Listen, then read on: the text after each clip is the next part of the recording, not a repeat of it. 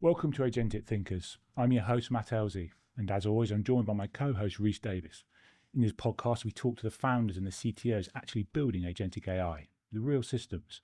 We cover everything from design, governance, to the hard lessons of scaling production. If you want the reality of Agentic AI in the enterprise, hit subscribe to make sure we keep the guests and the conversations coming. Today, we're talking to Sanket Agarwal, co-founder of Fleek. Fleek is a global B2B wholesale marketplace that connects over 300,000 second-hand clothing resellers with a trusted network of vintage suppliers. Sanket and his team have built an AI-native operating system for second-hand fashion.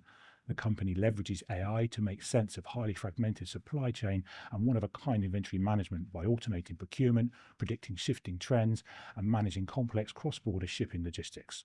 Let's get into it. Sanket, welcome to Agentic Thinkers. I'm so excited to be here, Matt, and let's just get it started. So, Sanket, great to have you here. It'd be great to know a bit about your background, where you come from, what's brought you here to founding Fleek. And I think you've worked at Google previously and also Suki and Postmates. So just tell us a bit about your background. That would be great. Yeah, awesome. So Matt, I started my career, like you said, at Google. So I graduated from India, this university called IIT. A lot of people know about that. And fresh out of college, I got a job at Google. I took that job. And funny enough, I landed in the team that runs probably to date the biggest scale operation in the world, Google Search. And so when I landed, we were already working with trillions of data points and pipelines that spanned thousands of servers. And that was quite an experience for me. I was there for about 4 years. I really enjoyed my journey over there. But I had this feeling that I had to try something smaller and I had to make something of my own or build something of my own. I was not ready yet to start my own business. So there were a couple of guys. One was ex-Google, one was ex-Salesforce. And I found that through my network. And I joined them. This company was called Suki. And they were building AI when I would say there's a lot of hype, and we'll talk a lot about that later. Back in the day, we were still using traditional machine learning models, audio transcription model. The problem we were solving was we were building transcription software for doctors because doctors usually are in and out of a lot of patient visits, and they have a lot of documentation to do to make sure they're filling out the forms and medication, so on and so forth. So we were trying to solve the problem. I was there for about 4 years. I think I was the fourth member of the team. So I joined them when they had just raised the seed funding. They were not even called Suki. So I was very early stage over there, and I wanted to build something from scratch. And it was a remarkable experience, just building something yourself and thinking about all the pieces and how they come together. And then also living with the consequences 2 to 3 years down the line is quite an experience. So I saw a few swings over there. From there, after about 4 years, I saw the company to Series B, and they're still doing really well right now. I went to Postmates, a bit more of a scale-up company. It was in food delivery space, which was quite hot back in 2019-20. Yeah. They were really big in LA and Los Angeles, and that was kind of their claim to fame. I was there for about a couple of years. I got really lucky with the timing. 6 months into joining Postmates, something happened that we all experienced quite drastically, which was COVID. So I was there for 6 months and COVID happened. And the first week of COVID, everything kind of shut down. But I guess I had some good luck over there where I landed in a company which benefited so much from COVID. Right? A lot of businesses shut down. Postmates went the complete opposite direction. It just completely exploded because everybody was eating food from home, right? Wow, timing. Yeah. And I think about a year after or a couple of years after I joined, the company was doing really well. So Uber acquired them for about, I think it was a $2 billion exit. It's a crazy exit that they had. And so they acquired them for the brand and the delivery network and so on and so forth with the customers. I was back into a company where kind of the size of what I started, Google, and I was not sure if I really want to be in a really big company anymore. And I think that's when I started Fleek. But between being at Uber and starting Fleek, I actually worked with, and this is part of why I started Fleek, is I worked with my mother-in-law quite a bit. She's a lovely lady. She's from Florida, your classic Southern woman, and she had a reselling business. And I was actually helping her just because I had time to scale up her business, help her with knickknacks, help her launch in a few different marketplaces. Like she was working on Poshmark, I was helping her with eBay and so on and so forth. And we can talk more about that, but that's where I got a lot of my insights and the inspiration for Fleek, so to speak.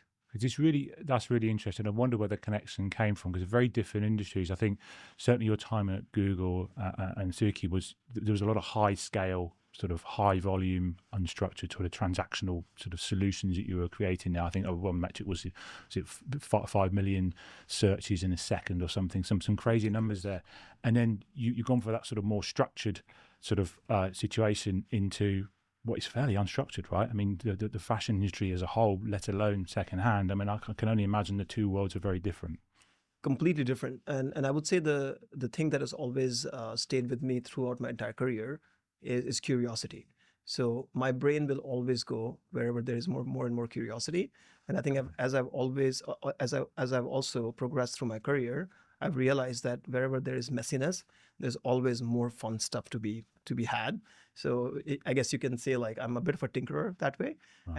and that's why when I was working with my mother-in-law, like I was so fascinated that this lady could not keep up with her sales, and that was one of the things that really fascinated me. She was like, Sangeet, I just cannot get inventory fast enough. I have all these buyers who are waiting for me on eBay and Poshmark and wherever she's selling, but I just cannot find inventory fast enough. And that was fascinating to me because I thought, wow, most people struggle with sales. That's usually the challenge that most people in the industry face. But in the secondhand industry, it's quite the opposite problem, where there is a insane amount of demand, especially because it's exploding, but there's not enough supply. And that kind of threw me in a loop where I had to figure out why is that the case. And so I spent maybe a year just like unraveling one layer after the other as to why does my mother-in-law Mary Lee not able to double her business. And that's where we found out that the biggest challenge in the industry, and the one that we are in, is sourcing inventory. And that's how we started. And today, like, Mary Lee is a proud customer of Fleek, so I'm very glad that she buys from us. Great. I mean, I think the thing with that is that, you know, there was a clear business problem you were trying to solve there, which is interesting because we talk to a lot of people and it's very much sort of technical solution to technical problems, whereas here you're actually articulating a very real world problem there, and how you then sort of translated that through. Was there a lot of sort of learning that was needed, sort of research that was needed to get into a space which I guess you weren't comfortable with? You sort of, you've got the sort of medical part of what you've done before, you've got the technology part of it, and all of a sudden you're having to learn about fashion and secondhand specifically. Yeah, it was a completely new industry, and I think even what we're building at Fleek is kind of unique in a way. If you go out there in the market, if you just search like wholesale secondhand fashion, like you talked about it, there's not a lot of things that come up. So there was a whole discovery journey as to what happens with clothes, what happens with the supply chain of secondhand clothes, with donations. We all wear clothes, we all donate clothes, or we all, we take them like to a charity store or bin or whatever that is. But a very few of us actually think about what happens afterwards. And this is the unraveling I had to do, where I have traveled to places where I've traveled to places where, like, the border of Mexico and US, where apparently a lot of grading and sorting happens, to the Karachi export zone on the other side of the world, where a lot of the clothes that we are donating end up and get sorted and graded. And we had to do that in the first year, even before we had a business, because unless you understand what the hell is going on, right, you can't really solve the problem. So it's quite unique in a way. You're right. Like, even though I'm a technologist, I was forced to be a problem solver for, I would say, almost 2 to 3 years before I could really say that we started using software to scale up the business. Right? You can scale up a business if you have a business in first place. So for the first year of us at Fleek, me and Abi, my co-founder, all we did was sales. Right? He would pick up demand, I would pick up supply. He would pick up supply, I would pick up demand. But our conversations were always about, how do you get more sales? And I think if any of the founders are listening to this and they're early stage founders, right? Like, no matter who you are, what you do, you got to be curious, and you need to learn how to make sales. I think a few founders I've spoke to always have said it's something similar. Like, you have to have a real good understanding of the end to end of it, and all part of it being involved in the sales aspect. So it makes sense. Yeah. I mean, some of the large I mean, the retail space is dominated by some large players, and I've worked with a few of them, and it's kind of I guess a well-trodden path when they're sourcing brands and selling through brands, and one of the big things I've learned in retail is the fact that the sort of the product attribution, there's just so many variations for clothes, whether that's color, size, in itself, or new clothes, let alone secondhand, whereby you've got a whole different ball game, right? Because I would imagine it gets even more complex with the different sort of options you'd have, and product options out there. There's a stat that I think about a few billions of items get donated every month around the world, or get discarded, thrown away, what have you. The supply chain that we are in, whenever we see an item through our system, whether our sorters and creators are using a technology to create clothing, or buyers are looking for a unique piece of clothing that they're buying, every single item is unique. There is no repetition in the SKUs. Even if you take a look at 2 Levi's jeans, a slightly different wash, a slightly different wear and tear will mean that the buyer will want it differently. I mean, there was a trend in a couple of years ago where people would buy this Carhartt pants, and they would the more paint the better, because it gave you that workwear vibe to it, right? So there is so much uniqueness with clothing, and this is also one of the big reasons where we had to reinvent ourselves as to how do we build an operating system, for this industry. And we realized that, especially with AI, and especially with the vision technologies that are out there, they can understand these nuances really well, actually.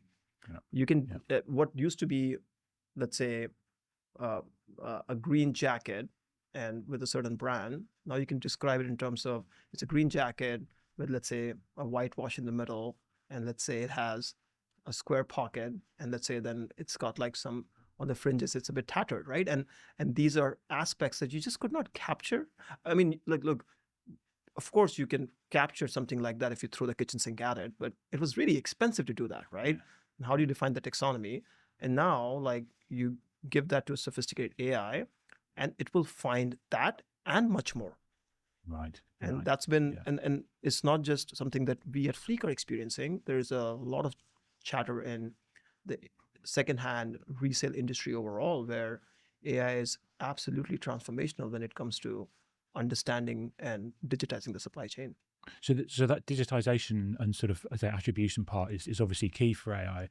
You mentioned an interesting point there around sort of almost what's in trend and what's out of trend. It sounds to me like it's quite a fickle business, the fashion industry. So being able to predict that, I would imagine there's an opportunity there for AI to help with that sort of predictive side of things. Is that something you've looked at? 100%.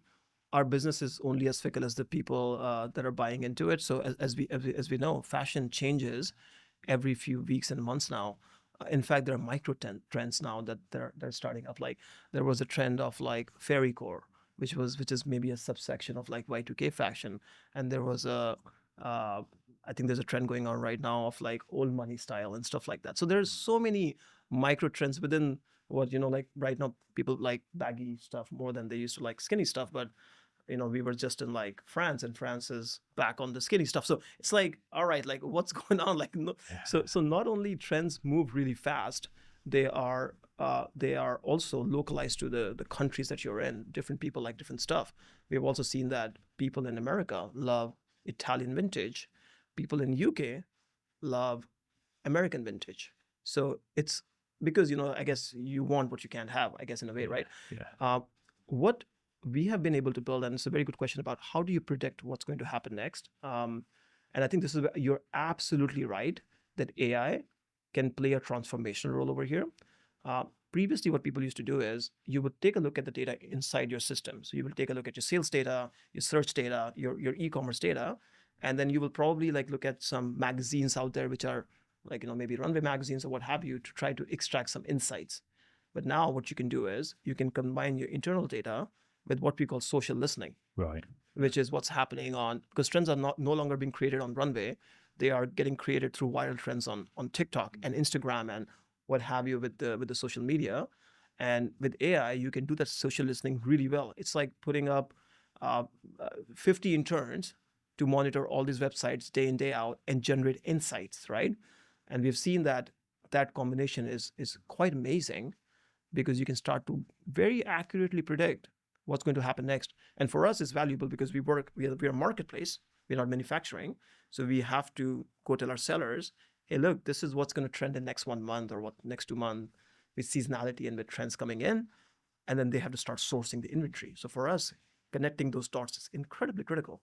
Getting it right is really important. Right. And your suppliers and your buyers, like I said, they range, don't they, in scale? You have people buying sort of 20 bundles to much larger scale orders, which again is, I guess, unpredictable because you've got to source those, and it's a finite resource, right? So that whole matching process must be a real challenge. The matching process is a real challenge. You got that right as well. Marketplaces in general is a game of, can you get enough buyers and suppliers, and can you effectively match them? And in our industry, like you said, our buyers are folks who are selling on Vinted or Depop, and they are folks who are also having stores on Brick Lane, and you guys are all familiar with that. Yeah. And there are stores in Paris and New York and so on and so forth. So there is a variety of demand. Some people want to buy 20 pieces to sell in a month. Some people want to stock their entire shelves, and they might want 2,000 pieces, and the supply side has to match that. And what's even more challenging is that these buyers who are coming in, they have quite a complex demand. So if you think about a store, if you just think about a Brick Lane store, you walk into a store, they might have a few shelves of women's wear clothing. They might have a couple for menswear. They might have some shoes. They might have some kids wear. But although they're storing all that stuff and they're buying all that stuff, they have an aesthetic to it. Somebody might be selling 70s vintage. Somebody might be selling more streetwear, more contemporary stuff. Some of them are now starting to patchwork, right? And so what we've also found out is that, and we have been able to leverage AI over here quite aggressively, is the onboarding we have been able to build for our customers has been quite sophisticated, because we need to understand what they're looking for and be able to recommend the suppliers for them. They're not so much browsing at whim saying, hey, let me get the next trendy stuff. Yeah. They're coming in and be like, all right, I'm going to drop like 10 grand on this platform. So they are looking for value. And so matching has to be absolutely top notch. Onboarding, matching, and that experiences you're right that as a marketplace, you got to crack that right. Right. And are they testing? Are they sort of A/B testing on what works and what doesn't for them? And then you're kind of having to sort of support that process, or do they know what they want? And how does that work through? They're like any other business. It's a very good question. So what they have to always do is they have to make sure the core of their business is protected. So let's say let's just take the analogy of of shelves. Let's say they have 10 shelves. They probably don't want to test all 10 shelves. They probably will say 2 shelves, I'm going to try something new. Right. And 8 shelves, I'm going to keep my bread and butter over there. So there was this whole trend, and it's still going strong, of patchwork, which is you take old clothes, you patch them together to make something new, which is quite cool because you can turn clothes which were basically useless into something that can have real value to it. They were about to go to recycling or landfill. Now they can be brought back into circulation. And so we started to push that. We understood there are trends that are going in that direction. We were able to understand that. And we started to push that to our buyers saying, hey, why don't you try this? Oh, wow. Yeah, why don't you try this, right? So you as a business, if you have enough volume going through your system, you can start to change trends as well to a certain degree. I'm going to say, yeah. You can start trends, and we are getting to that scale where we have some mass in the market, and it didn't work for everybody, right? But some of the buyers that we have now have launched full-on stores which only focus on upcycled clothing, and there are many examples. If you just walk down Brick Lane, there are some stores only doing upcycled clothing that come from Fleek, or there are stores in New York who are filled with that. So you're absolutely right. Everybody's testing, and we're in an interesting space because we're dealing with businesses. Testing looks different from them as compared to an individual, where if I don't like something, big deal. But as a business, they got to make sure it works. Yeah, definitely. So it's important you're actually influencing the market and giving them insights. I mean, a lot of this is, we always hear a lot about sort of customer data platforms and customer insights and things, that a lot of organizations have been doing for a long time. But this is quite specific in a sort of highly fragmented and changing market. You're giving them advice, which is really valuable, right? And helping them grow their business as well. And, it works together, right? That's right. And you're building the learning system, right, internally. Is that just something that you've be completely building your own models internally for this, and almost helping resellers or retailers, like upskilling them at the same time, right? But whilst building the software. Yeah, it's a good question. So when it comes to the secondhand industry, the big challenge that the industry faces, and I think it's twofold, is first of all, people don't always know what's desirable and what's not desirable, especially if you think from the perspective of the donation, secondhand supply chain, where humans are just discarding clothes on a daily basis. And then the process of getting it online is very cumbersome. Taking photos, doing the categorization, especially when we talked about everything is unique, is really hard. So what we have actually focused on quite a bit is this technology called FleekSort, and it's a technology we have built internally. We do use open source AI models that we fine tune on top. So we're not building something from absolute ground scratch, but it's state of the art, and it's based on our own data. And it has two major capabilities. One is that it can understand from a few photos. You can give it 1 photo, 2 photo, 3. It depends upon how much data you want to give it. On the field, our suppliers are able to give 1 to 2 photos of an item, and we are able to tell them instantly what is this item worth in the market. What is this item worth on the Fleek platform? And that's very valuable to them, because some of our graders and sorters that we work with could be sorting between 100,000 to 1 million items a day. So we are talking some very real, very large scale, with factories deploying hundreds to thousands of employees, right? So this is very large scale. And so the challenge is, when you have such a workforce, there's a lot of leakages in the system, because not everybody can be trained on fairy core. Like, even if I put like 3 pieces of clothes in front of us, right, we will disagree on what's desirable or not. So you can imagine how much variation there is. So that was the first capability we built, was how do you make the AI model understand the value of the items? Now, one could say like, hey, you could use an LLM out there.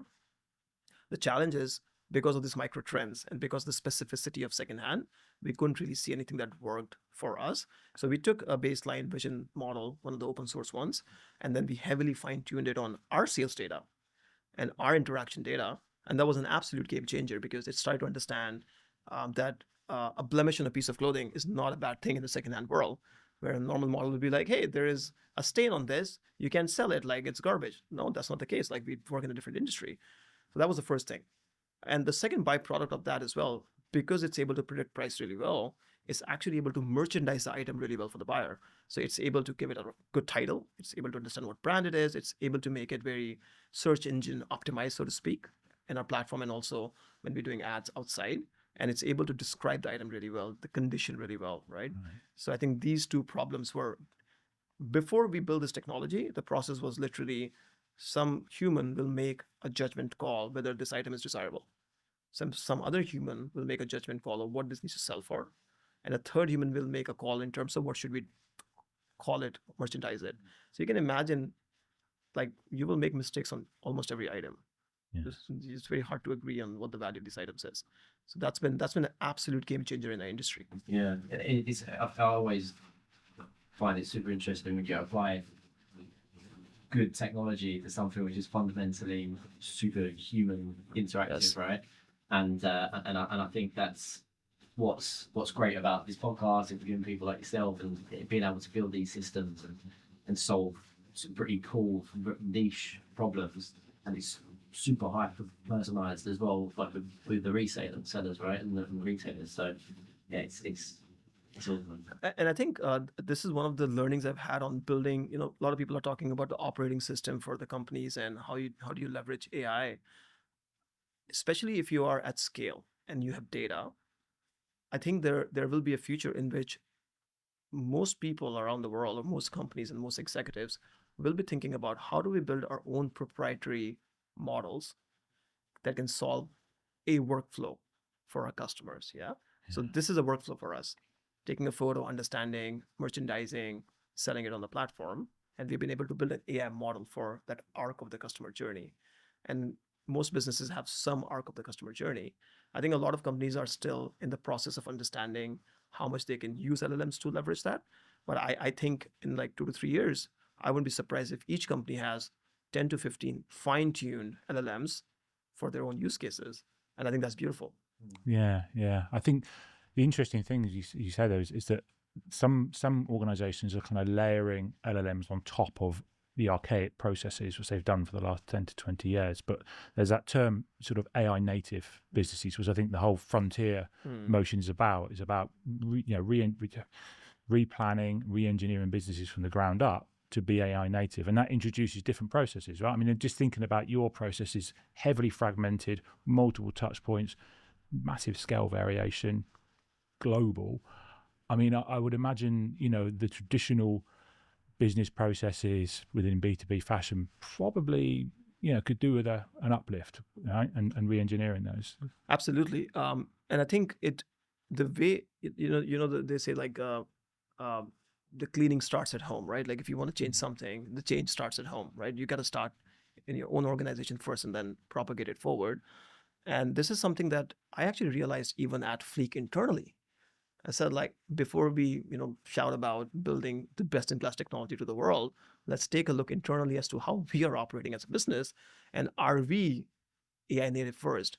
And what I realized, you're absolutely right, was that there were a lot of archaic processes in a venture-backed business where we claim to be technologists. We have people from, like, Google and like Facebook and so on and so forth, and still we are living in the 2024, 2025, which is crazy to speak about because 2025 was 6 months ago. Yeah. And we had to go through this journey of actually reimagining the business altogether, reimagining the kind of talent we want to hire in the company altogether, and also how we build processes. And we can talk more about that.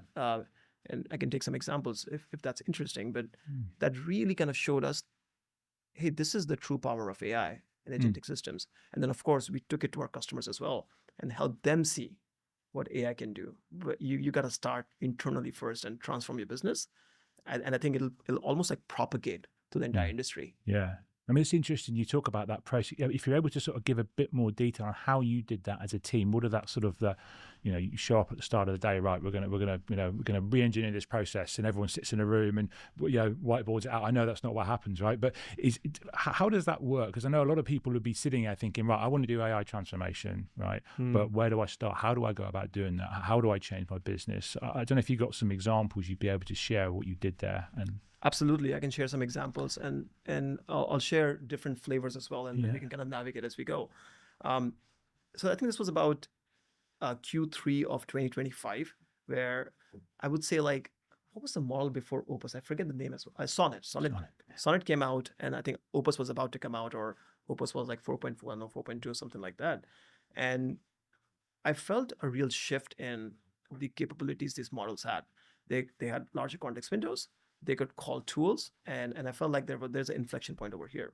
So the first thing I did was I sat down with my team in a public forum, the entire company, and I just asked them. I was like, "What is the biggest problem you guys have?" And it was quite cool because unanimously, and I would imagine for a lot of scale-ups, this is something that's quite common. They said the biggest challenge they have is data democratization. They said that they have a lot of work they need to get done. There's a lot of decisions they need to make. As a marketplace, we have a lot of data because there's a lot of transactions happening, but almost any scale-up has a lot of data. The other challenge was a lot of this data was unstructured in nature. Not everything is in a nice SQL table. Sometimes it's in text, sometimes sitting in forums and so on and so forth, right? So a lot of it was unstructured. So one thing I did was, and I think this is something I would also implore all founders to do, or anybody who's a leader and executive, I rolled up my sleeves. I said that I'm going to solve this problem myself, because if I don't solve this problem myself, I cannot expect somebody else to, follow. I need to show them how it's done, and once I start the revolution, then I think there will be a snowball effect. And that's how I operate, at least. So I built, like, at the core of it, a very simple plugin, Claude plugins, right? A skill which summarizes our entire knowledge base of all the structured data that we have and unstructured data we have, and BigQuery and all the other places. And I define the key metrics and KPIs for the company. I define how they connect to this data, and I gave it to the team. What happened in next 1 month was I was quite happy to see what happened, but it was quite revolutionary in the company, where individuals who would often have to stand in a queue to get their data analysis done or get it verified, so to speak, to get the right insights, we had, like, in a single day, like 50 to 60 analysis come out all of a sudden. Like, that's crazy. If you have a 100 people company, that means 1 in every 2 people wanted to have something like this where they could do their own analysis, make decisions, and freaking move forward with the project, right? Make the impact for the customer. And they were all standing in a queue in front of the data team. I think that broke my mind a little bit. I was like, oh wow, like this is what AI can do. This is crazy. Like everybody in the company just got like multifold more productive. And I think that was kind of the moment for me where I was like, okay, what can it do in other parts of the functions as well? How can it impact? I'll share another example. So it like kind of solidifies this point. We have a very small finance team, and the leader of our team, his name is Hashim. He's been with us for 3-4 years now. So he knows the systems, he knows the processes. And one of the problems he has been trying to solve for quite some time is he wants to do financial closings effectively. In a business, especially in a transaction business, the month gets over, you want to understand what happened, right? Where did we make money? Where did we lose money? What does the P&L look like? What is the above the line, below the line looks like? And usually that process would take almost a month, because after the month closes, then you get everything together, reconcile it. Hey, this order, this money, this collections, so, and marketplaces are messy that way to start with, right? So everything is getting connected. And he has been trying to solve this problem for literally 3 years. I kid you not, for 3 years. And every time we talk about it, he's like, we got on from like maybe 2 to 3 months closing to like 1.5, 2 months closing, and it took us like 3 years. So he was not sure how to proceed with it. We did this entire exercise with the data work, and I upskilled him on Claude Code. But then, and this is also a great example. He's a leader, but he decided to do it himself because he was like, all right, Sanket built this thing. I got to do something similar for my team, right? So that's a really good example of like the snowball effect. And he built a system himself where within a month, he was able to automate closings to a level that now the closings happen within a week. So you can just see the time frames being compressed so massively. The key for me in these examples was, what culture am I driving in the company? Yeah. What am I telling my leaders in terms of how they need to behave and how they need to show up? And my biggest lesson was that in the AI native world, everybody needs to be a builder. Before the podcast, you were just telling me about how you are tinkering in your pastime. To me, that's a hallmark of somebody who will do great in this next era. Yeah. Because there's this in your mind, there's this feeling of like, I have to figure this out.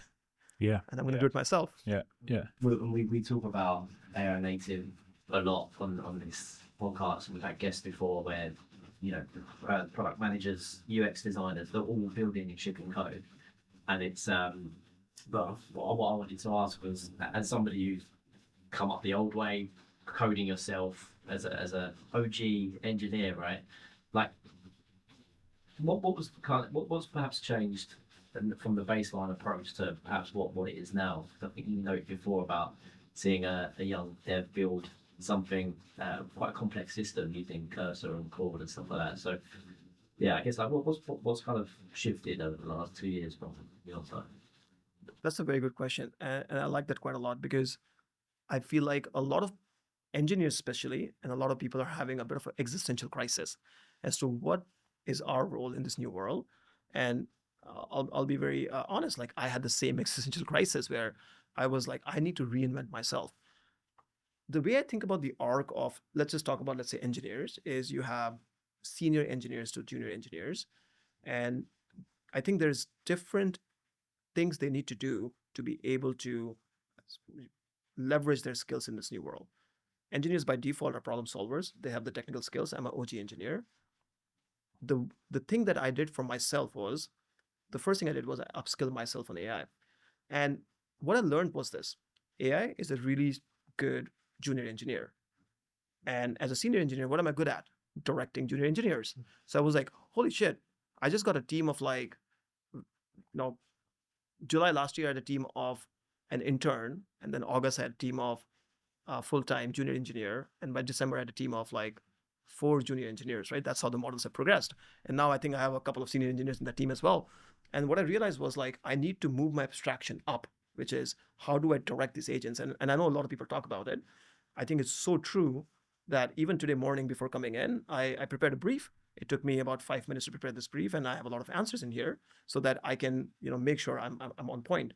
But at the same time, I was running another software that I'm building for my team, right? So I just had a meeting of what 2 hours in 10 minutes because I had these like agents running in the background, and some of them are even running right now.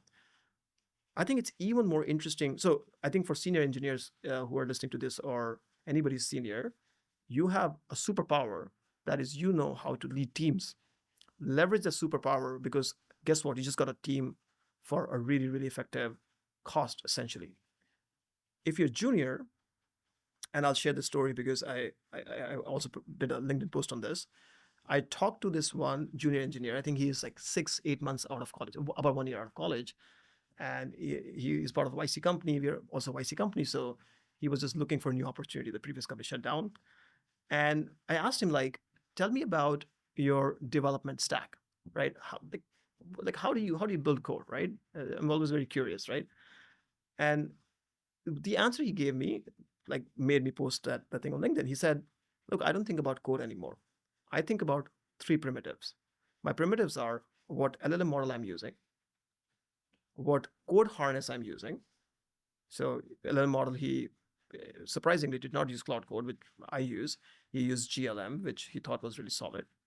He has a code harness that he's built himself because he wants to have his workflow being embedded. And he used something as a starting point, but he's built it himself.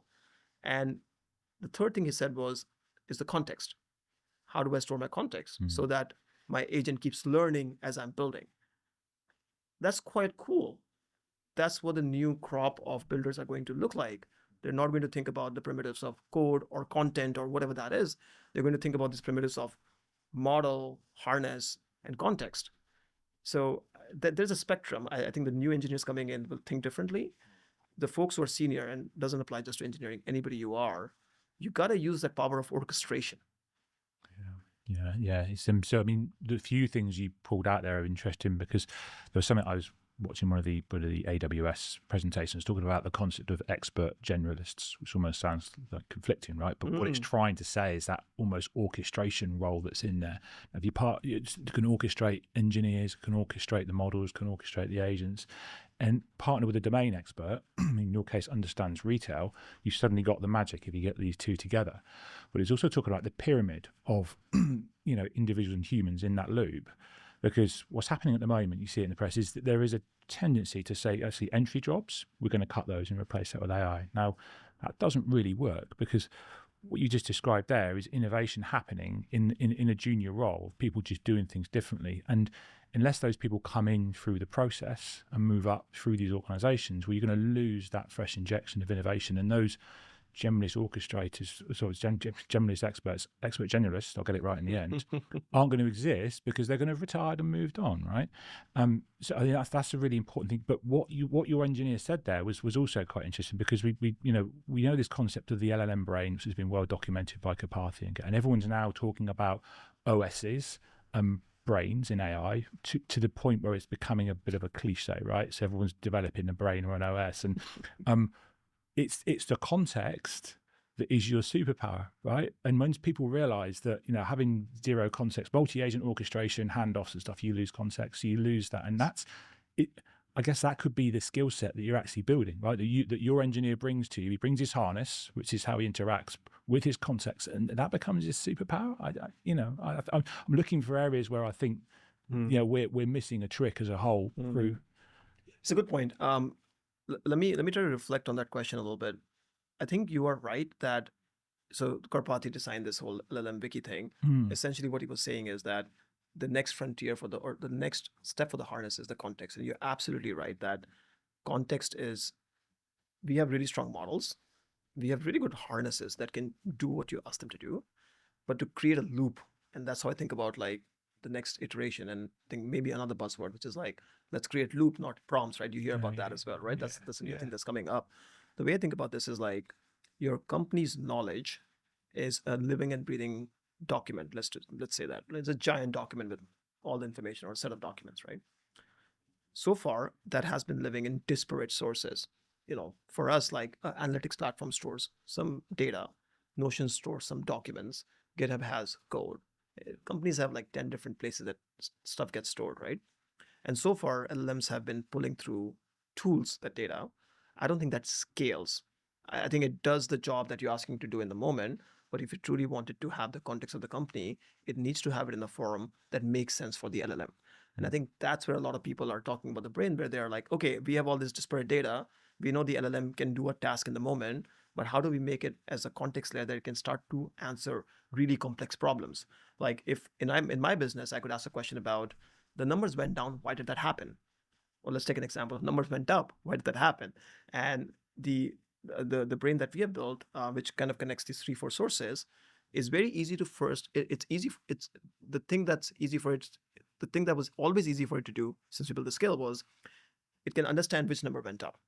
All right, your GMV went up, your GMV because your new buyers came in, but it was not able to understand why did the new buyers go up, right? What happened over there? Was there a product launch that happened, right? Did that have an impact on that? So now that we are bringing those disparate sources together, right? It's just consolidation of the sources in a single layer that LLM can just access it very easily. It has now become easier for the LLM to be a lot more stronger at what it does, right? So it might sound complex in terms of there's a brain and everybody's building a brain, but to me, it's just bring the context together in a form that LLM can understand it more easily. Making it live behind tools is just way too slow, because there's a tool limitations and it might not allow you to get all the data, and there's all this kind of like stuff that happens. So what we've been doing at Fleek is we have been bringing all these data sources and creating a single layer, and it's inside GitHub and it's in markdown file format where literally all of the company's knowledge lives now. Right. Okay. So the whole concept of data products is something that I've been looking at a lot recently, because you've got your traditional data, which is unstructured and sort of just lives everywhere, and it's often in a terrible state. Legacy systems that hold that you're calling out to. So I've been talking about sort of data products being key, but then what you're saying there is almost that meta layer that you're holding, which is the sort of the LLM's understanding in Markdown, which kind of almost wraps that and brings that together, right? And they're very two different things. I mean. The question to ask is, and this is an interesting question to ask, and I've been thinking about this quite a bit for the last like almost 2 years, is we have built data products that are really good for the software, the SaaS software that existed like 3 years ago. Let's just take 2 examples that make it crystallize it. You have analytics data, right? All the transactions, all the nitty gritty of like, clicks and stuff like that happens in an e-commerce platform. And then let's say you have all the meetings and the notes and all that kind of stuff that's generated, right? They're 2 disparate kind of data sources. Like in Notion looks very different in the way it structures analytics. I'm not sure if the LLM likes any of those 2 structures. And that's the key question. So to me the question, and I think a lot of people are working on a lot of memory products, and there's a lot of businesses out there that are trying to solve this problem. But I think fundamentally the structure in which an LLM likes to consume information, I don't think it's either of those two models. And I think the power is going to be, what is that third layer of data products? We might be looking at a new data product that companies start to buy, saying, hey, I'm going to store all my data in this format. And then it's incredibly LLM savvy. It has all the company's data. And then I can go ask LLM a question, and it's going to be able to answer the question. So I may be way off here talking about the brains and stuff like that. I'd love to get your take on it. So do you remember when I don't remember if it was on camera or not, we spoke with Alan. So, and then you mentioned that you've built almost like a team of AI agent engineers, right? They were talking about flipping it to having an agent CEO that knows how to build, at least learn how to build a successful business, or knows how to, and then they kind of, I don't know if they're working on it or thought about it. I'd love to get your thought on that. Like, if it was, do you think it's something that could be possible? Because that is a CEO agent that knows how a successful business is built. 100%. And I think one thing I've learned through my career is like, never say never. I think everything is possible. I wouldn't be surprised if like 3-4 years down the line, a company truly is like run by the head of the company is an AI. There might be people in the company, but maybe the head is the AI. So we'll see how the world pans out. We at Fleek already today, when me and my co-founder are working, we always have our what we call a second brains. So we at Fleek have, for each and every individual in the company has their own second brain. What does the second brain look like? It is essentially all the context and knowledge that I'm exposed to, right? Because a lot of people can have private information, right? I don't want my private WhatsApp notes to be consumed by somebody else. So we have this orchestration infrastructure layer where every individual in the company gets their own second brain, which has all the information that they've been exposed to in a format that the LLM can understand. So right now, me and my co-founder Abi, we are doing planning for H2. The way we do planning is we sit down, I talk to my second brain, he talks to his second brain, and then we combine our notes together. And it is so incredibly powerful. This would have been a team of like 10 people, like data people, functional leaders, so on and so forth. But turns out like we have been exposed to most of the elements. And when we combine his brain and my brain, I think it's quite comprehensive because we are exposed to most things in the company. So I think we are 50% already there. And planning, which would take like weeks, we do it in like 2 sessions.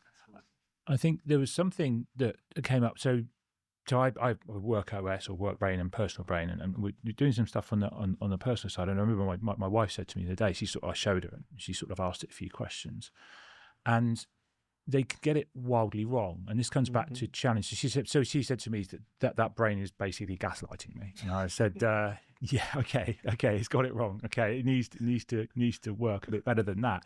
And then it was the concept of always challenging. And I saw some other podcast, I think it was. It said that he just repeatedly asked. It was an engineer actually on the AI engineering podcast. Said, I just got it to complete challenge me. He said, ask me rigorous questions until there's nothing left. Almost. So it was just like the loop maybe of just constantly challenge me. And he said, unless you go through that process of challenge, then it doesn't truly understand you, and it will learn off the back of that. But you have to challenge it. Because otherwise, it's that whole thing of it confidently said that it was right, the hallucination. Yeah, it's not grounded. Yeah.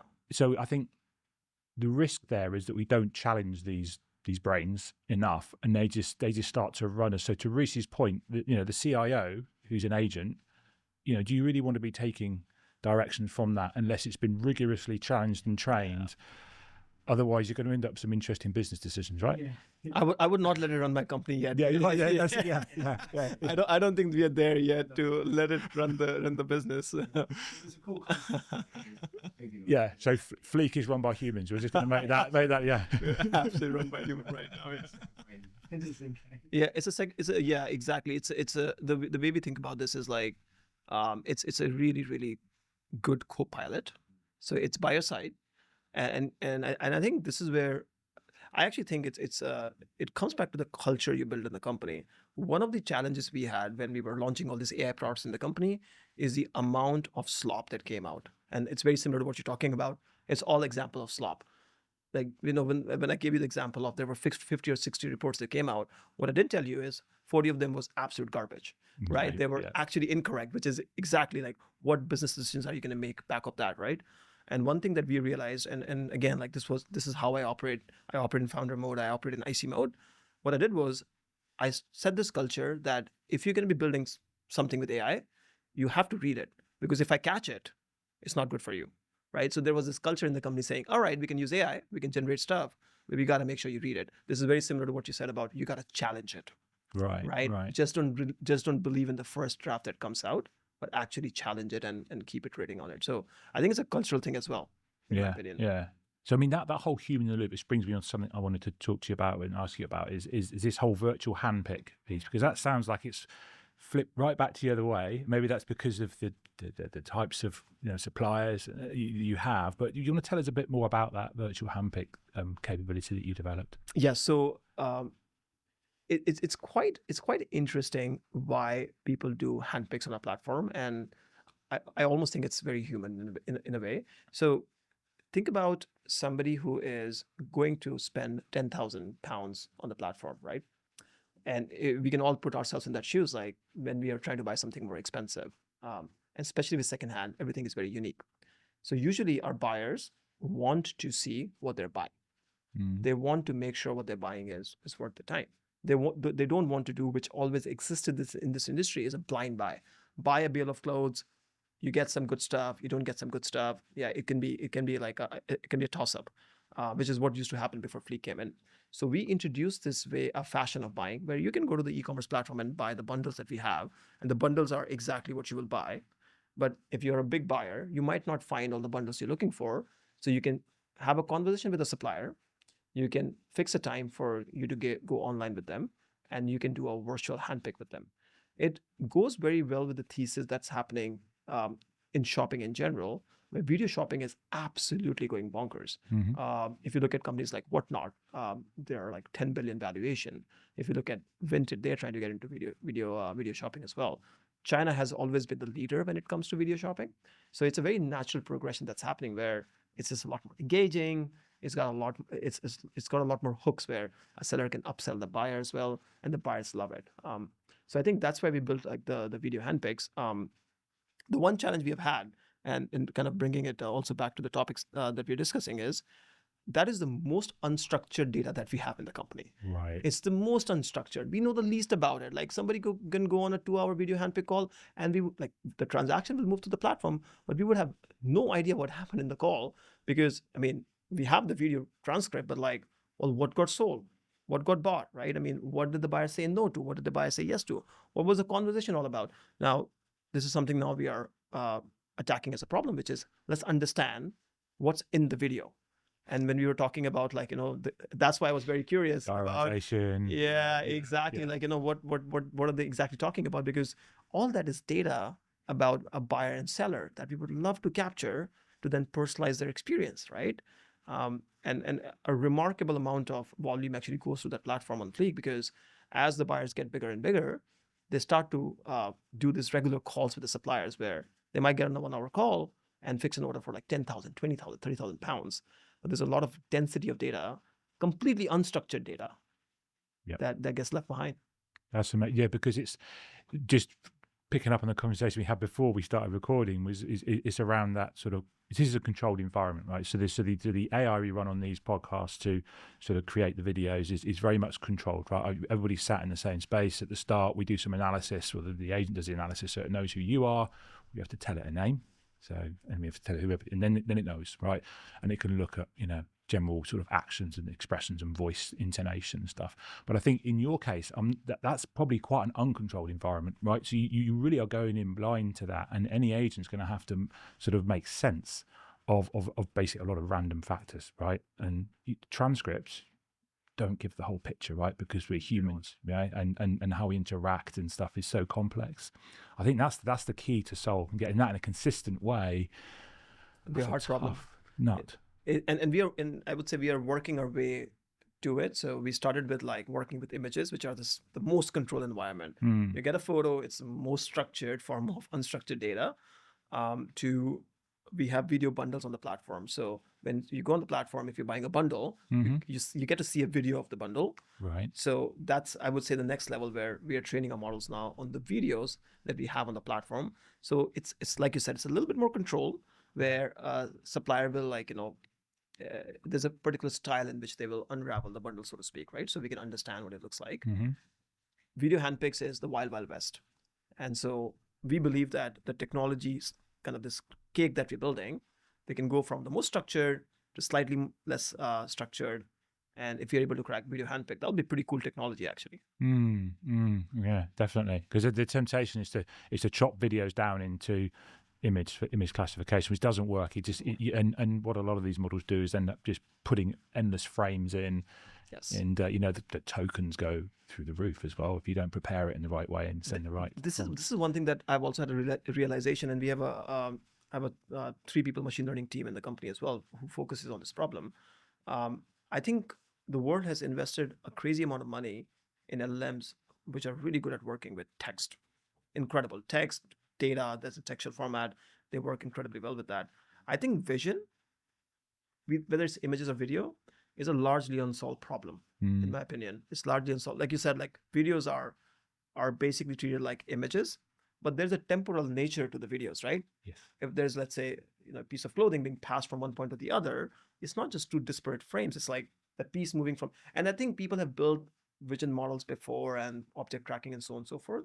But I think we don't have the level of sophistication that we have in like asking question on tech. So I'm excited to see where it goes. Yeah, so the temporal thing, we spoke to Toby from Surreal, didn't we, the other day, and that was fascinating because the whole temporal time series bit is what his product is trying to solve with Surreal DB, and it's largely been ignored because I think the example that he had was just fascinating. I still like it, and so does Reese because it's about golf.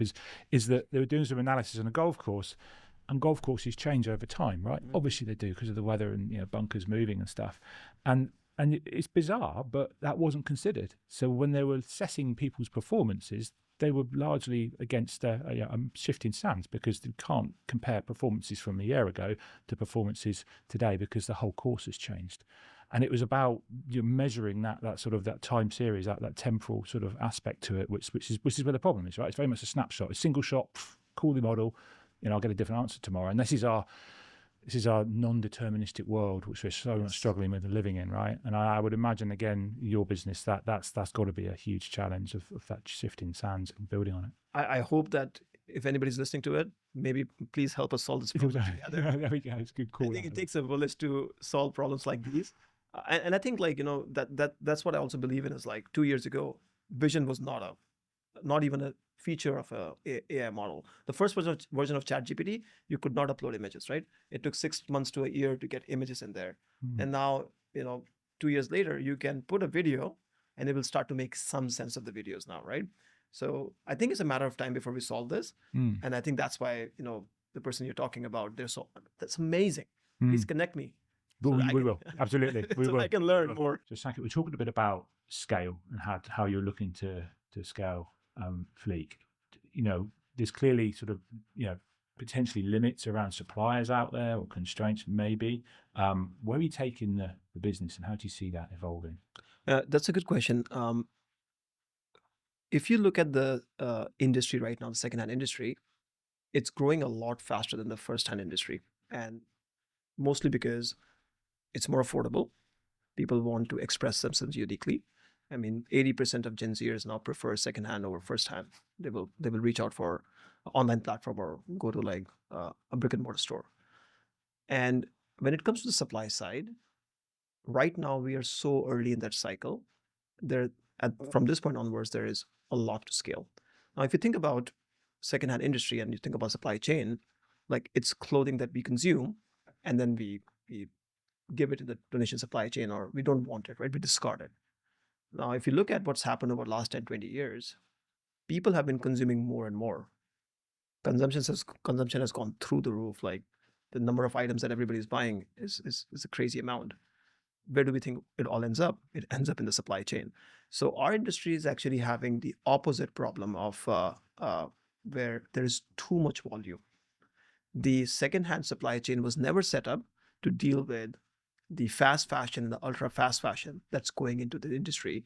So much so that most businesses in the supply chain, and this is a real story with the kind of people we work with, you go to any charity in UK or Europe, they actively have to stop taking donations because there is no space to take donations. So and the government is now starting to interfere here and start to fund these businesses.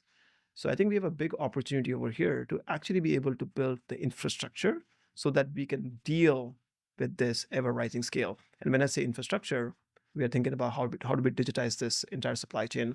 How do we help the charities? How do we help the sorters and graders in the West and the East and so on and so forth? So this industry has a very interesting challenge ahead of it in the next 10 years where the amount of donations are going to skyrocket because the amount of consumption that people are doing for clothing is not stopping.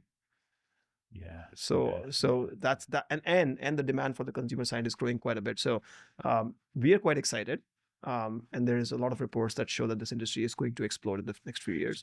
That seems to be to talk about things like concepts of circular economies and how this works. But just from a sort of a personal thing, obviously we all live in the UK. We know that situation with the charity shops that say no more, and all of that stuff just goes into landfill. And I assume that happens globally, right? It's that circular loop is not closed at all, and we're very much in the sort of the mainstay of procuring cheap fashion. We won't name any of the names on the high street, whereby it's almost the joke, and it's not really a joke, is the fact it's disposable clothes, right? And people just sort of buy it and discard. So I guess the wastage there is something that needs to be addressed. You said the government are stepping in to look at that, but I would imagine that organizations like yourself, companies like yourself, can really start to address that and get on that flywheel and create that circular economy. 100%. In this industry, there is this phrase called reuse and recycle, and it's phrased that way. So when we talk to the suppliers, and especially the ones who are grading and sorting, they always talk about the clothing they get in two parts, which is what can we reuse, put back into the reuse economy, and what can we recycle, as in what can we use to like make fabric again, or I'll share a funny story that you might enjoy. We went to this one sorting facility in UK, and they actually separate out your ultra fast fashion, names we won't name, but people who are just manufacturing essentially plastic, for lack of a better word. And guess what they do with that clothing? They turn it back into plastic. Wow. So there is a aspect of recycling that you can do. You can literally turn into like plastic pallets and then make other polyester items.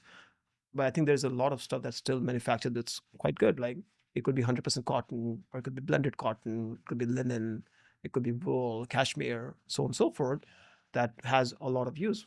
And I think that's where we as a company are focused on, is there's a lot of stuff in this inventory that is still reusable, that we're still manufacturing every day. I think that can go back into reuse. And what we can't, as a company, we're not touching it, but I think there is a supply chain to be had over there to consume that.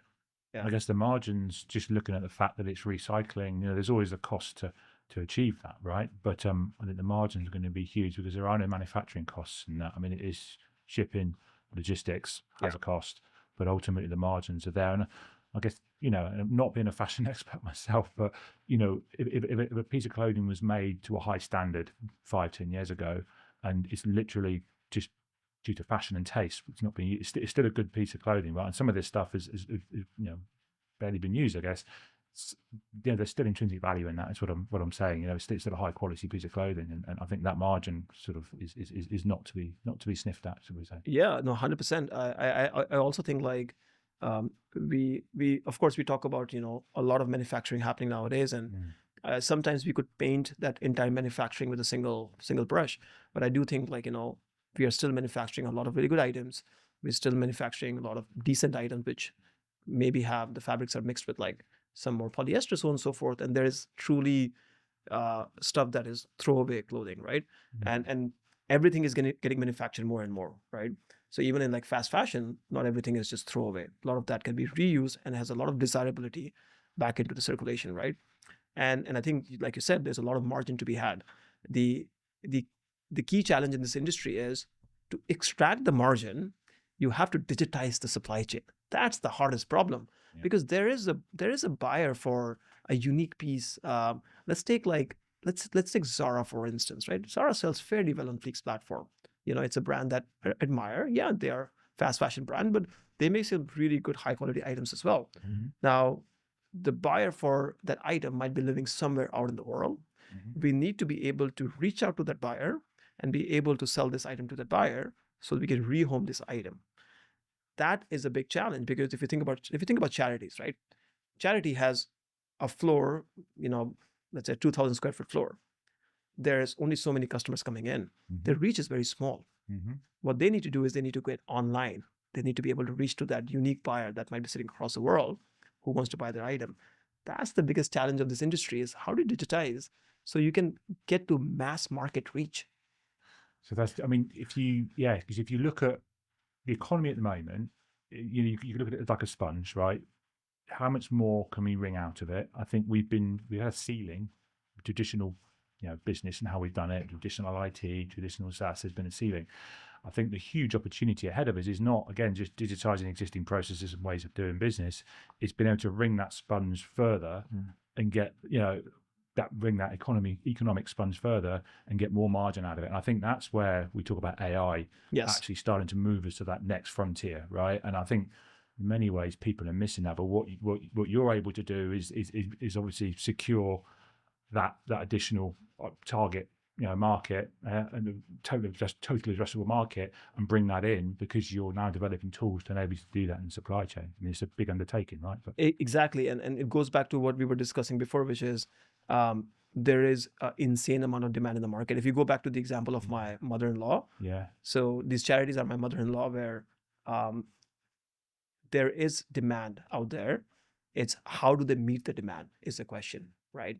How do you connect those dots together? And the answer has to be digital. Yeah.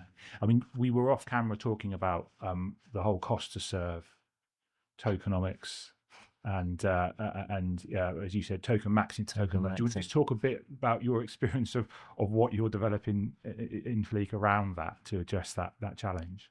Yeah, I think there's been a lot of hype waves that have gone around when it comes to AI, and I actually don't mind the hype waves. I think they create a buzz, they create a lot of conversation, and I think we all learn from it. So I enjoy them. I go along with I roll with the punches.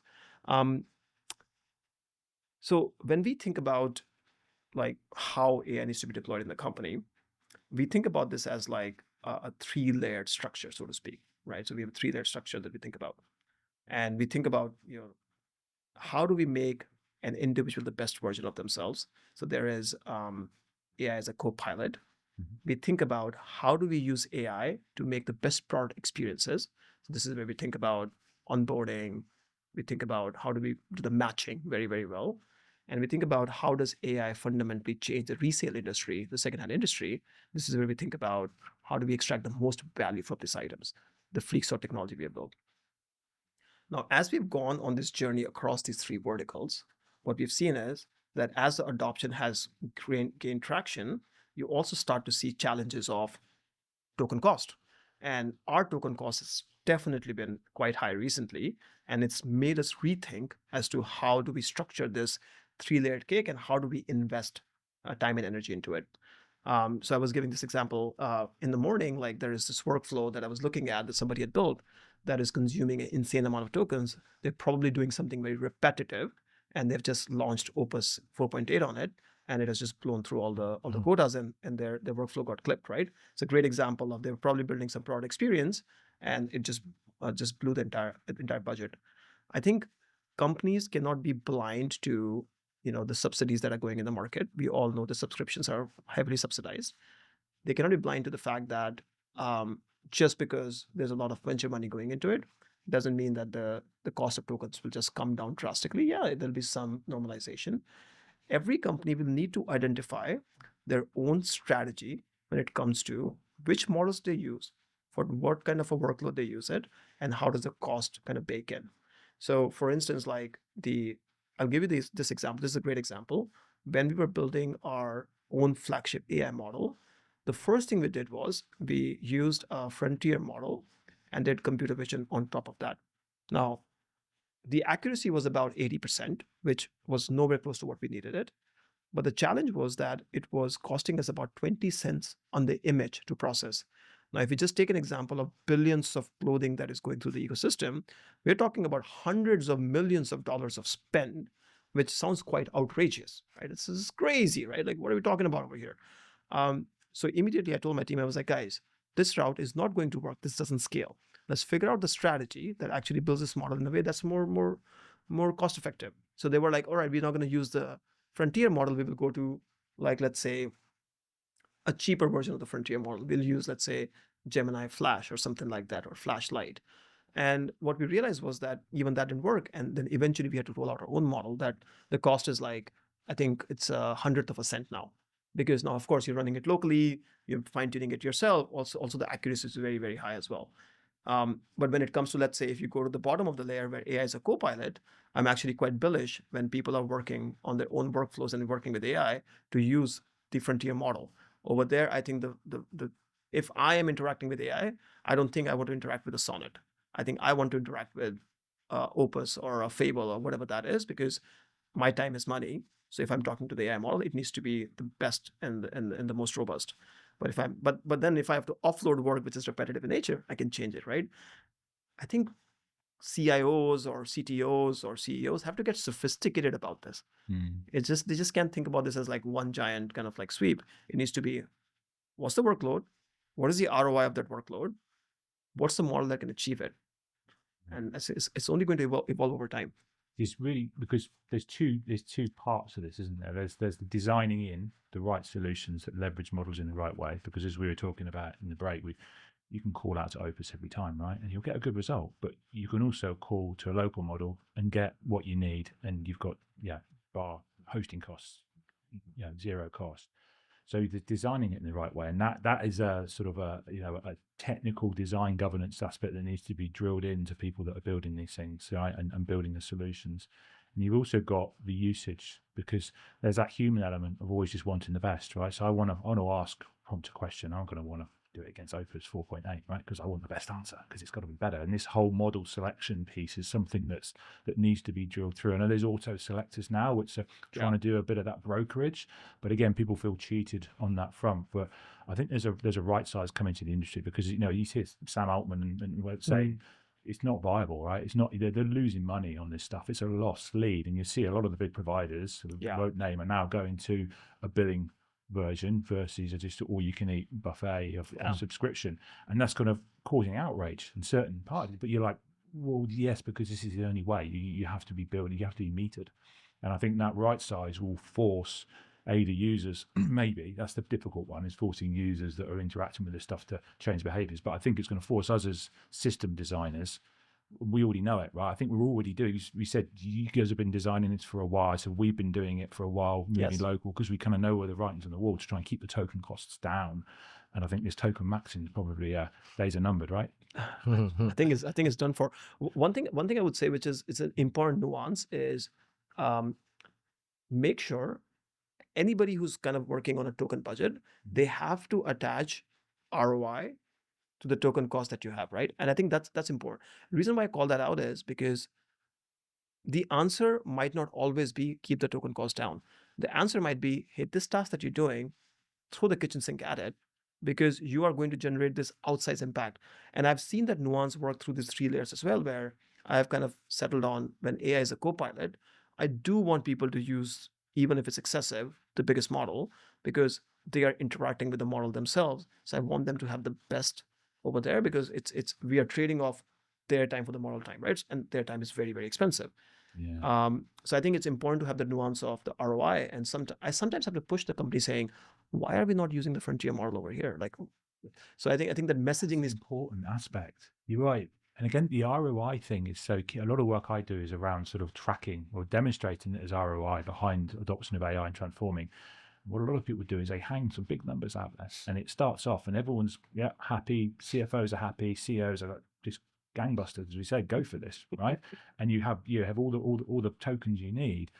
But over time, people don't track that against solid KPIs that they can come back to and revisit and say, actually, what I was doing 30 days ago, is that still actually delivering value? Was there a new model? Was there a different way to do it? We even talk about model drift, right? We see that as a real, it's no longer that amazing response that I'm getting back from Opus, because things have changed, data's changed, the data products have changed, and now it's giving bad results, and we haven't readdressed that. So it's that loop thing, again, we just sort of miss. And one example of when we were building Fleek OS, which is our internal tooling layer where anybody can come in and build tools on top of it. So I've hired somebody whose entire job is to look at the AI and automation strategy at Fleek. And so when he came in, he was like, his name is Alex. He was like, how do I make sure there's ROI to this? And we sat down and we had a conversation about this Fleek OS that we're building, which is where people can come and build tools themselves. And I said, like, how about the KPI be how many daily active users you have on this, right? How many people are actually using it? Because people might build tools, but they might not come back to use the tools, right? And so what he pushed for is this harness, this infrastructure. But the KPI that me and him were chasing is that at least 80% of the company needs to be using this set of tools every day. If they're building the tools, they need to be using it. We were very lucky. We were actually able to get 90% adoption. And at this point, everybody uses these tools because they're internal tools that everybody wants. But I think it's a great example of, like, if you're out there building a plan like that, defining this metrics is hard. Yeah. I don't think anybody knows how to do it exactly right, but I think you can attempt. Yeah. So I mean, the metrics are interesting. So it's interesting you're doing that, because what I've seen is that a while ago people were saying productivity. I say 30 minutes here, 20 minutes here, 30 minutes. What CFOs and exec are saying now is not interested in that. That's small fry now, right? That day is gone. I want top bottom line, right? I want Yes. wholesale savings that are quantifiable, and that could be ripping out legacy, which is an easy thing to do, as long as you replace it with autonomy and not just more legacy sort of approaches. You save on license costs and stuff, but also it could look at whole departments whereby we're totally, comes back to our earlier discussion around roles in AI, right? If you're totally reimagining, is the word, your business and changing the sorts of people and how people work, and that could be repurposing headcount, suddenly you can make wholesale savings there. And that's another ROI figure that they're looking for. But I think the challenge on builders is that there's a lot more demands now on those large ticket items rather than the cute productivity enhancements. So I mean, it's part of the token maxing and token economics, right? Like Yeah. everybody's come to terms with, if I'm going to spend $1 million a year or $2 million or $10 million a year on tokens, it starts to become a big enough line item that your investors or your public shareholders are going to start asking, like, hey, your EBITDA is getting affected by your tokens. How come your revenue is not going up, or how come your top line is not going up, right? So I think it's the right questions to ask. I think we are all grappling and navigating it. So I have a lot of empathy for everybody who is in the same shoes as me. But I think you got to think about this. Otherwise, what are we doing here? yeah, definitely. It's great. So obviously you mentioned about investors there as well, and congratulations on the Series B. So you've got some great angel investors as well in the business. Obviously Shopify, Depop and stuff, some great businesses there. How much advice or have they given you on how to make sure you're building Fleek to be just as successful? It's been quite helpful, and I think we've been quite lucky to have really good investors and advisors and angels along the way. So we started our journey as a YC company, like a lot of people, other people get into YC as well, and they were incredibly helpful in helping us form our opinions in terms of how to kickstart the business, right? They're really good at the 0 to 1 journey. That's what they do really well. And then we raised our seed round in about 6 to 8 months after that. And we had Harley, who's the president and CEO of Shopify, come in, as well as Andreessen Horowitz come in. And that was a very cool kind of set of people, because Andreessen Horowitz had a strong thesis on video shopping. So that's why they invested. They were like, okay, you guys are leaning into video shopping for solving a really core resale problem, and they are the largest stakeholders in Whatnot, which is now a $10 billion business. So they came in from that perspective, and so they got us a lot of insights in terms of how does the video shopping industry works. Like they got us a lot of insights on the resale industry, right? Hardy, on the other hand, is an expert at like e-commerce, right? So he talked a lot about the macro trends that are going on. We were also a Shopify store for the longest time, so he was very like instrumental in helping us like shelve that out. So it was like very strategic in nature, and we have found out that especially angels, they go out of their way to help you out because they just want to. That's why they invest money in you. Then we proceeded on to our Series A, which was in 2024, and we got a couple of amazing investors over there as well. We had HV Capital, and HV Capital is a German fund. They invested in Series A of Depop. So their thesis was, and they are like a late stage venture fund, I guess, right? So they're still in the venture rounds, and they wanted to invest in us because of the thesis in Depop. But along with that, we also had Maria, and Maria is a great friend of Fleek, and we hang out with her probably like once every 2 to 3 weeks, probably too often.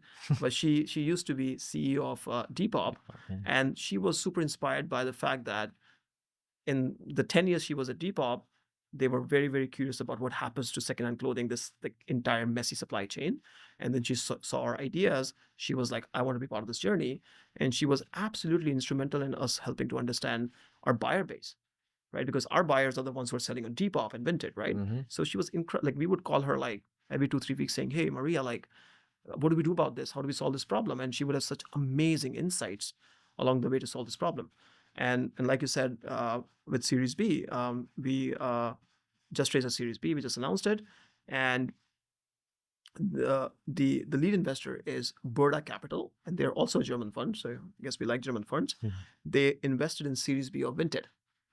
So there is this kind of thesis that's developing, which is the people that we're collecting along the way, and also as part of Series B, we've also had eBay come in. Who always also invested in Fleek.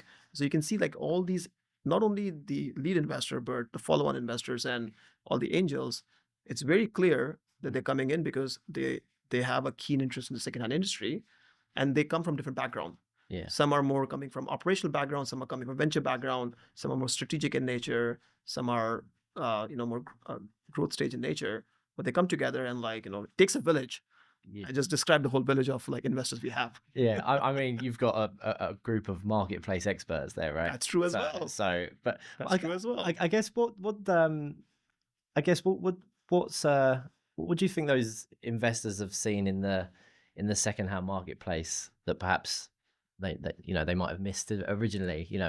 Because obviously it's a great business. It sounds like it's very much needed. What do you think they might have missed? I think the reaction that we often get when we describe Fleek's business to somebody is often of, how did you figure out this problem? Yeah. Because when we describe the supply chain, and this was something that even Maria expressed, she's like, I've been in this industry for 10 years, literally take a company to $2 billion exit to Etsy. And she's like, I have no idea about the supply chain, the way it works, the level of depth and detail that you guys have gone into. So I think our key insight has always been, it's the iceberg problem. Everybody knows the Vintage and the Depops of the world, and everybody knows that you can go buy something over there. Nobody's looking into what is happening on the supply side. Nobody's looking into that grungy, dusty, completely, manual part of the industry. And I think we just got stuck into it, and we said okay, we are curious people. We're going to figure out what's going on in this industry. Every investor we talk to, they're always like, Berta invested in Series B of Vintage. Even they were like, well, this is how it works. And I think we are just lifting the hood. That's it. It's quite simple if you describe it that way. But yeah, of course, we have spent 4 or 5 years being an expert in that supply chain. Yeah. And I guess how was I guess what you're probably spending money on now shifted to what perhaps it was like in the earlier days? I'm assuming people is of course a big investment. Expanding the geography, maybe technology. Yeah, what's the shift been from first to now? That's a good point. I guess I'll start by saying a lot more token cost. Yeah. As I sort of close, you often ask, what is your advice for any founders out there that might be looking, maybe just starting out? Have you got any advice for them? Founders who are starting off, advice for them. I would say the one advice I would give them, and that's been my personal journey as well, is just be curious. And I think it could be sometimes taken for granted, but when we started Fleek, nothing about the industry we are in was obvious. Nobody knew about what we were working on. Even we did not know until 6 months in that this industry, the way we were imagining, even existed. We had a hunch, but we didn't know it existed. And I think it was one of those examples of pulling a thread and keep pulling a thread, and the entire sweater comes out of it, right? It's like, okay, there's something big. And by the way, we pulled a lot of threads that did not work. That's also very important to call out. Not everything that you do actually results in something big. But being incredibly curious, not, believing in the story that you have in front of you, but actually verifying it, going deep on it, is usually, to me, this success for somebody finding an idea that could stick around, right? And I think having that intellectual honesty, and me and my co-founder often talk about this. Me and I, we talk about this when we have a conversation. We say, but intellectually, let's be intellectually honest. Do we think this is a big opportunity? Do we think this is going to actually lead to the results that we are going to be going towards? I think that intellectual honesty to yourself is really critical, because it's very easy to just land on an idea and be like, I'm going to go build this. And then 6 months down the line, you're like, it doesn't work. Well, did you ask all the questions? Did you do your research? Did you become an expert in this field? Were you curious enough to understand all aspects of the problem? I think that to me is the core of if somebody's truly starting a business, whether you're building it in the 1800s or you're going to build it in 2000 years down the line. I don't think that changes. Yeah. And I guess you have to be open to failure as well, right? Absolutely. And be open to being proven wrong. And that's one thing I've learned quite a bit is it's okay to have an opinion, but you got to hold it very lightly. right? You can't. It's okay to be like, all right, I believe in this, but also if somebody gives me a counterfactual over here, or if somebody tells me something that tells me something different about this topic, I'm open to change. And this is a cultural value that we look for in people who are coming in, is like, how humble are you, right? You can have your strong beliefs, but are they held lightly? It's incredibly important for a founder. Otherwise, you're going to take your company down a wrong path and spend $10-100 million of your investors just because you were not willing to change your opinion. Look, Sankit, thank you so much for coming in today. It's been fantastic. This conversation has been great. I hope our viewers enjoy it as well. But yeah, thanks a lot, and wish you all the best with Fleek. And sounds like you're going to amazing places. Well, thank you so much for having me, and this was a pleasure. No worries. Great. Thanks. And to everybody watching, remember, subscribe for more amazing guests and conversations like Sankit. We'll keep them coming if you keep subscribing. See you.